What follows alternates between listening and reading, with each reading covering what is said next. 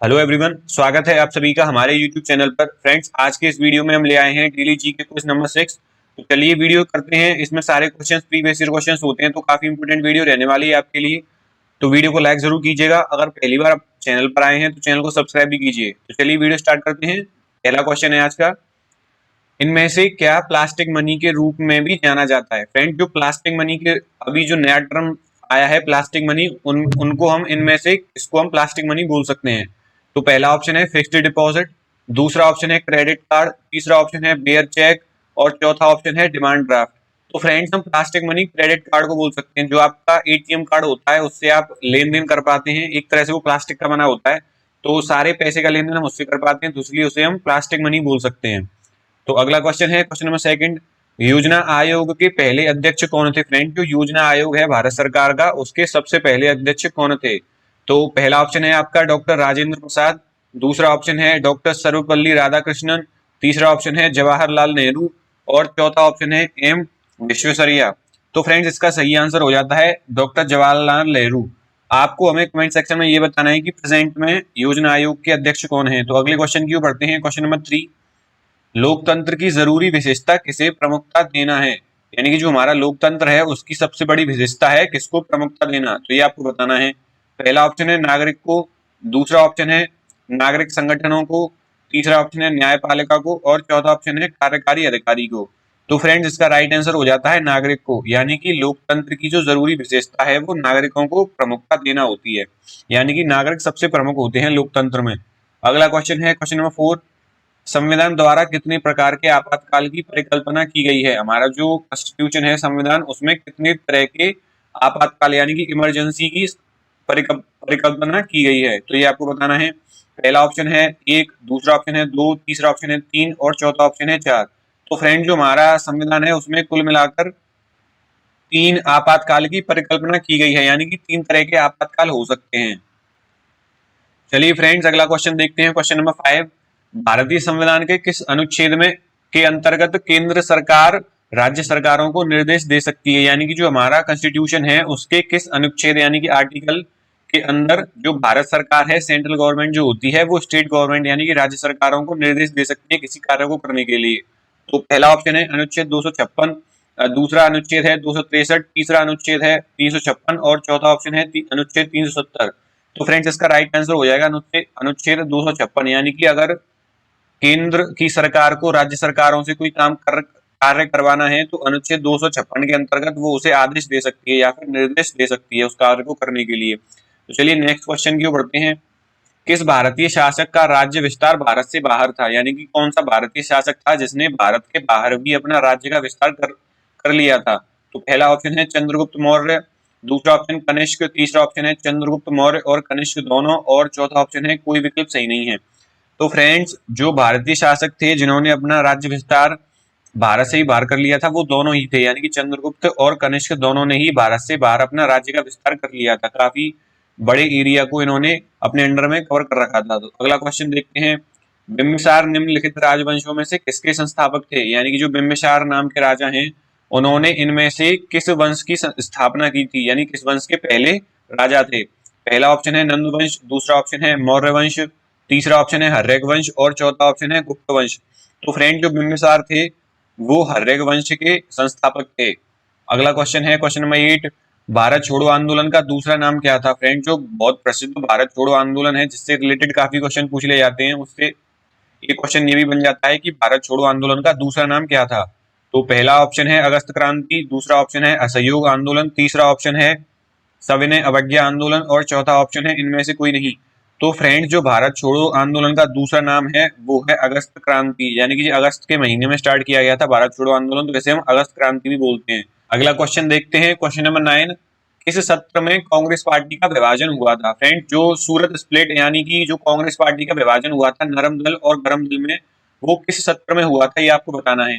पहला ऑप्शन है सूरत 1906, दूसरा ऑप्शन है लाहौर 1909, तीसरा ऑप्शन है मद्रास 1908 और चौथा ऑप्शन है कोई विकल्प सही नहीं है। तो फ्रेंड्स, इसका आंसर हो जाता है ऑप्शन डी, इनमें से कोई भी विकल्प सही नहीं है।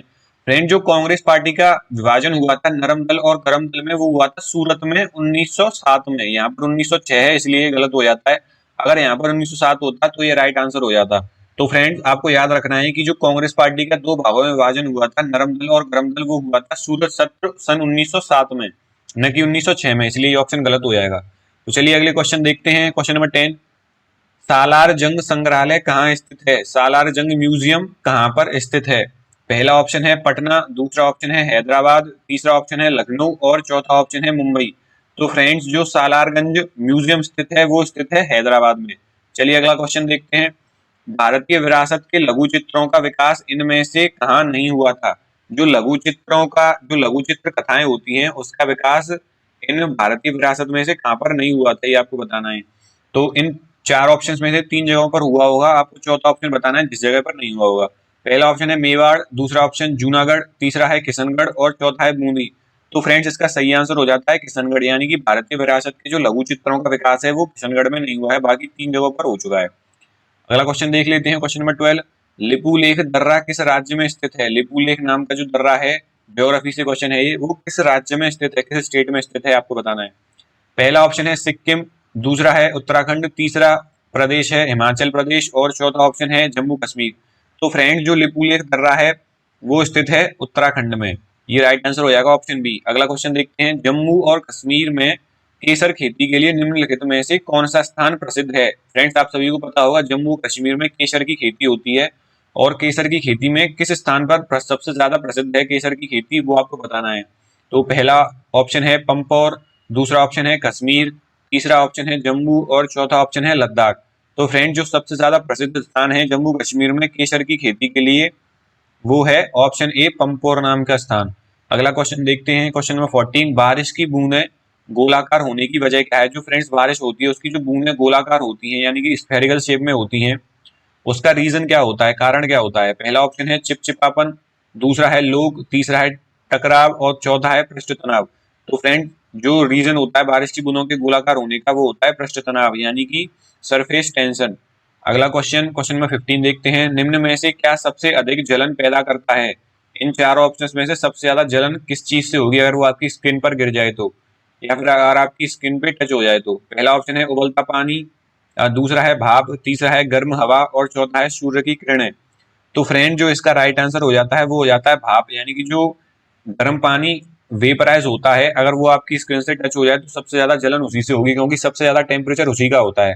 अगर पानी पानी जो होता है वो 100 डिग्री सेल्सियस पर उबलने लग जाता है, लेकिन जो भाप होती है वो 100 डिग्री से ज्यादा भी बनती है, तो इसलिए भाप का टेम्परेचर उबलते पानी के टेम्परेचर से ज्यादा होता है, इसलिए भाप से अधिक जलन पैदा होगी। अगला क्वेश्चन देखते हैं, पृथ्वी के वायुमंडल में सबसे प्रचुर मात्रा में निष्क्रिय गैस कौन सी है? निष्क्रिय का मतलब होता है नोबल गैस, जो कोई रिएक्शन नहीं करती। तो सबसे ज्यादा मात्रा में कौन सी नोबल गैस प्रेजेंट है हमारे वायुमंडल में, वो आपको बताना है। पहला ऑप्शन है हीलियम, दूसरा है नियोन और तीसरा है आर्गन और चौथा है जेनोन।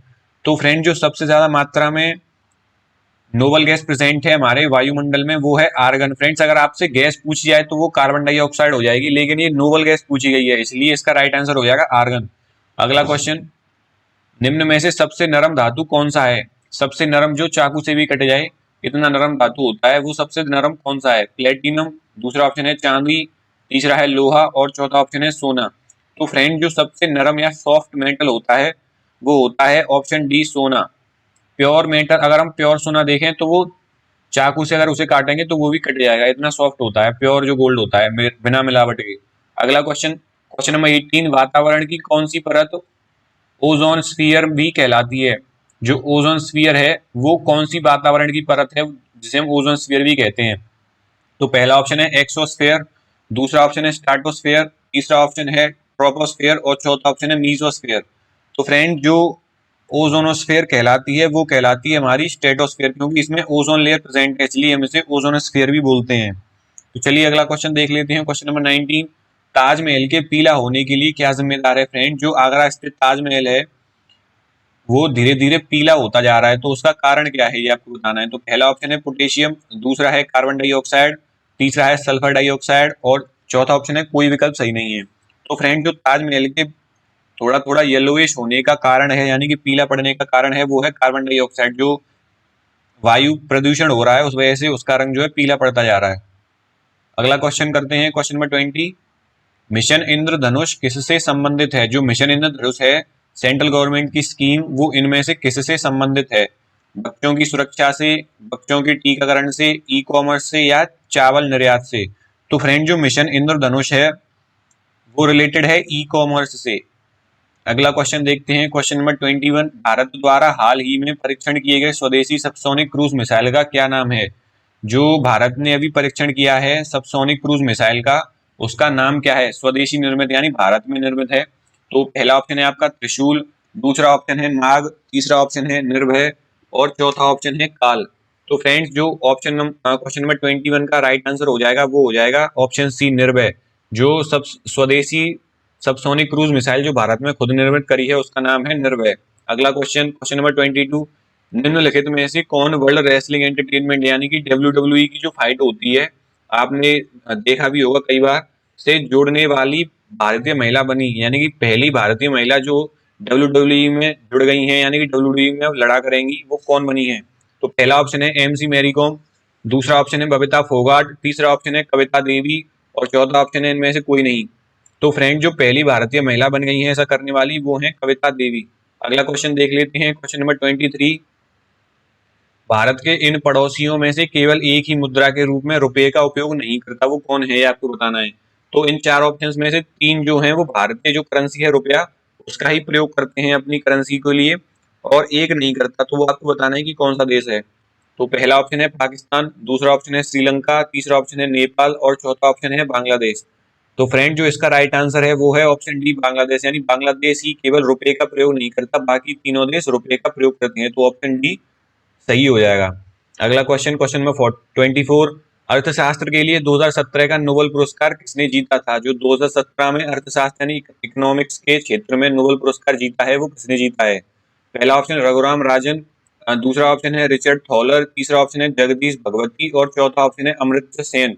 तो फ्रेंड जो जीता है 2017 का नोबेल पुरस्कार वो जीता था रिचर्ड थॉलर ने अर्थशास्त्र के क्षेत्र में। अगला क्वेश्चन है क्वेश्चन नंबर 25। निम्न में से कौन सा विद्युतीय बस सेवा शुरू करने वाला पहला राज्य बना है, यानी कि इलेक्ट्रिक बस की सेवा शुरू करने वाला सबसे पहला राज्य कौन बन गया है? तो पहला ऑप्शन है हिमाचल प्रदेश, दूसरा ऑप्शन है केरल, तीसरा ऑप्शन है असम और चौथा ऑप्शन है जम्मू कश्मीर। तो फ्रेंड जिसने सबसे पहले इलेक्ट्रिक बस की सेवा शुरू करी है वो करी है हिमाचल प्रदेश ने। तो फ्रेंड्स इसी के साथ हमारा वीडियो समाप्त होता है। अगर आपको वीडियो पसंद आए तो जरूर लाइक कीजिए। आप कितने क्वेश्चन सही कर पाइए हमें कमेंट सेक्शन में जरूर बताइएगा। अगर आपने पहले डेली जी के क्वेश्चन नहीं दिए हैं तो उनको भी देख लीजिए, प्लेलिस्ट का लिंक आपको डिस्क्रिप्शन बॉक्स में दे दूंगा। तो इस वीडियो में फ्रेंड्स इतना ही। Thank you very much.